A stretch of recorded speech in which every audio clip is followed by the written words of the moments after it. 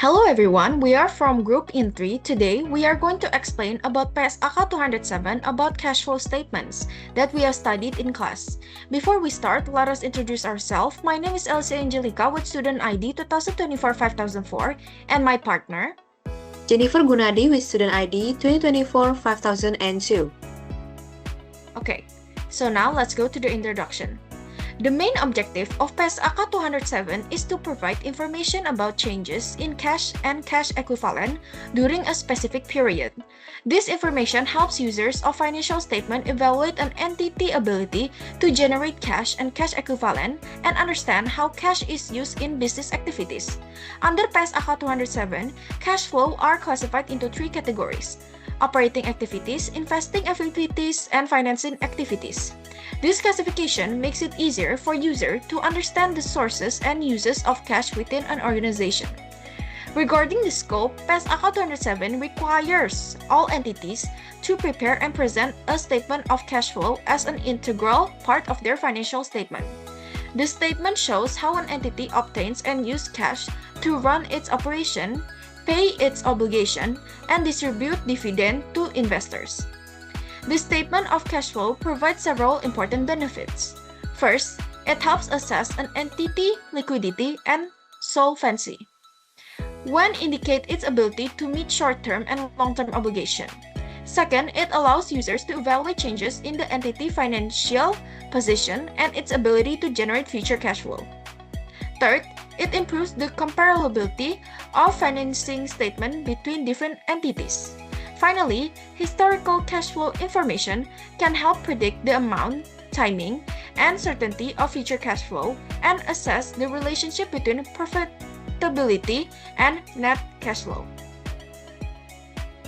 Okay, now let's go to the first discussion about the terms cash and cash equivalent.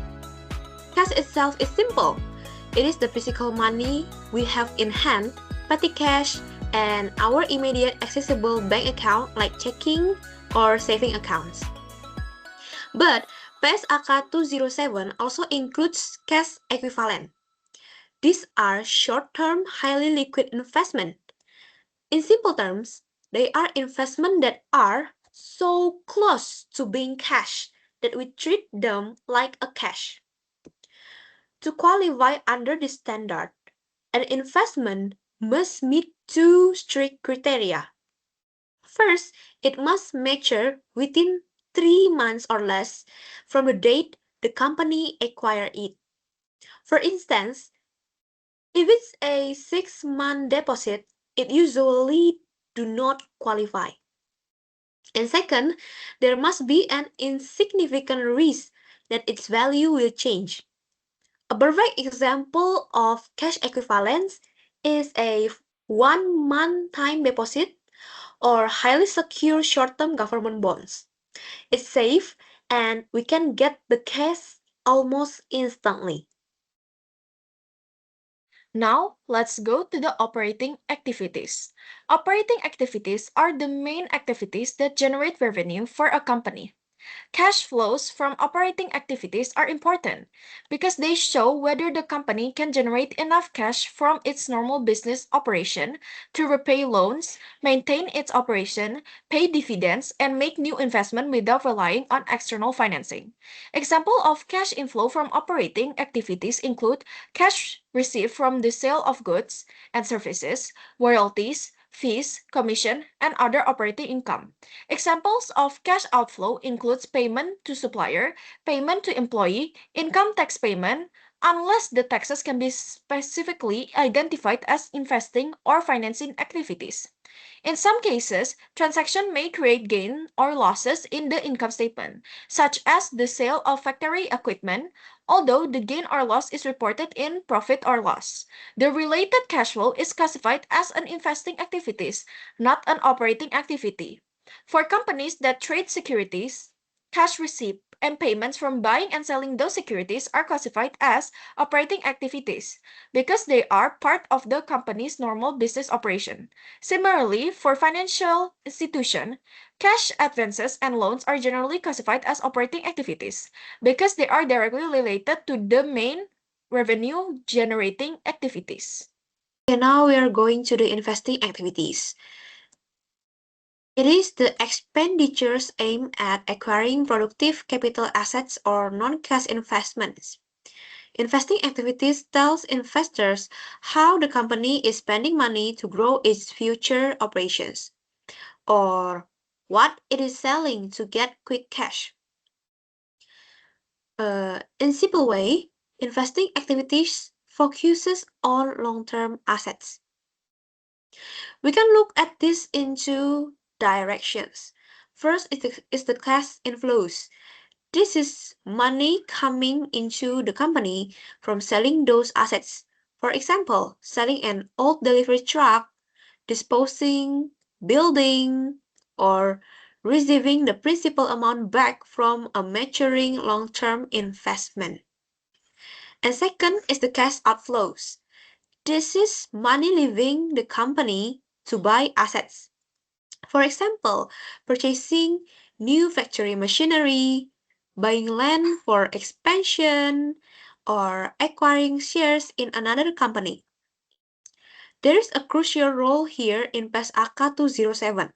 We must report these transactions on a gross basis. This means we cannot net them out. For example, if we spend 500 million rupiah on a new machine and sell an old one for 100 million rupiah, we cannot just write net machine purchase of 400 million. We must display both number separately so stakeholders can see the full picture of our investment decisions. Okay, so now let's go to the financing activities. Financing activities are reported separately in the statement of cash flows because they help users predict future claims on the company's cash flow by investors and lenders. Example of financing activities include cash received from issuing shares or other equity instruments, which increase the company's capital. Financing activities also includes cash paid to shareholder when the company repurchases or redeems its own shares. In addition, cash received from issuing bonds, obtaining loans, notes, mortgages, and other short-term or long-term borrowings is classified as a financing activities. When the company repairs these borrowings, the cash outflow is also reported under financing activities. Finally, cash payment made by lessee to reduce lease liabilities are included in financing activities. Overall, financing activities show how a company raises funds from shareholders and creditors and how it repays those funds over time. Alright, now let's look at how we report money from our daily business operations. Under PSAK 207, we can choose between two methods, the direct method or the indirect method. The choice of method will impact how we present the operating activities in the cash flow statement. Let's start with the direct method. This one is very simple to understand because it just lists the real cash moving in and out. For example, it tells we exactly how much cash did we get from our customers and also how much cash did we pay to suppliers or for employee salaries.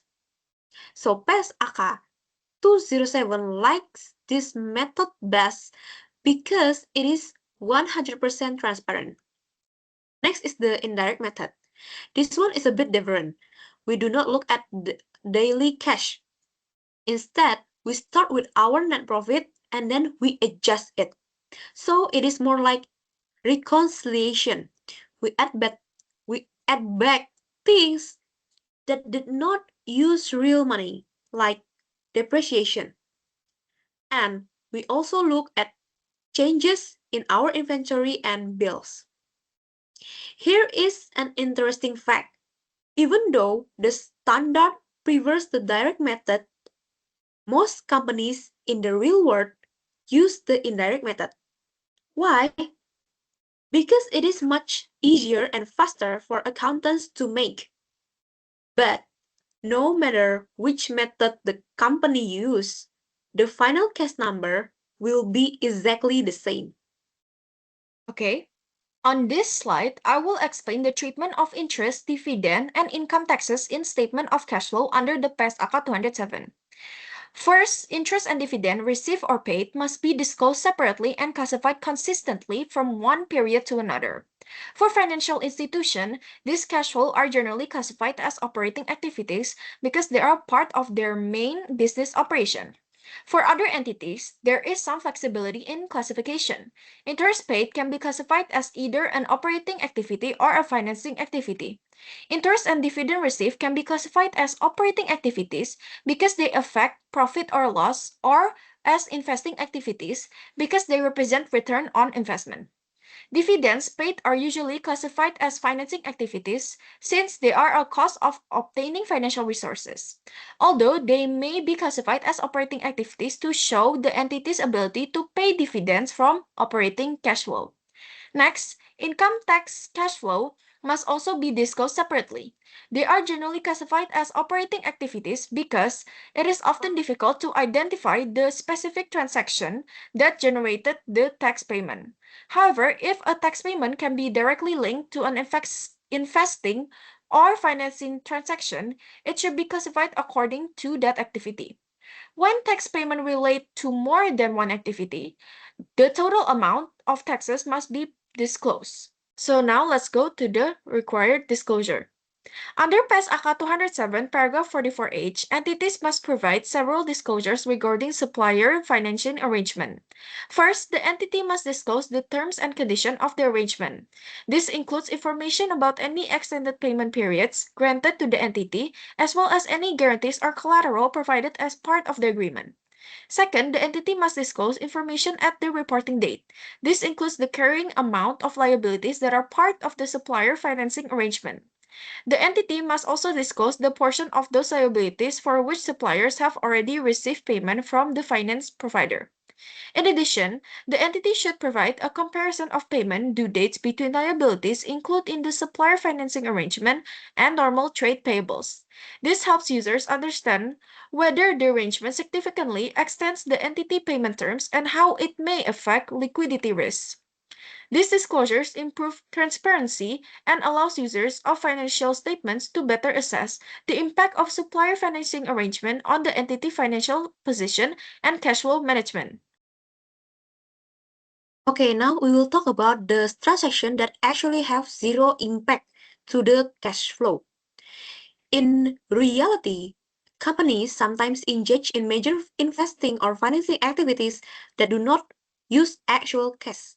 For example, what if our company buys a piece of land, but instead of paying cash, we issue new company shares to the seller? This is a huge financial event, right?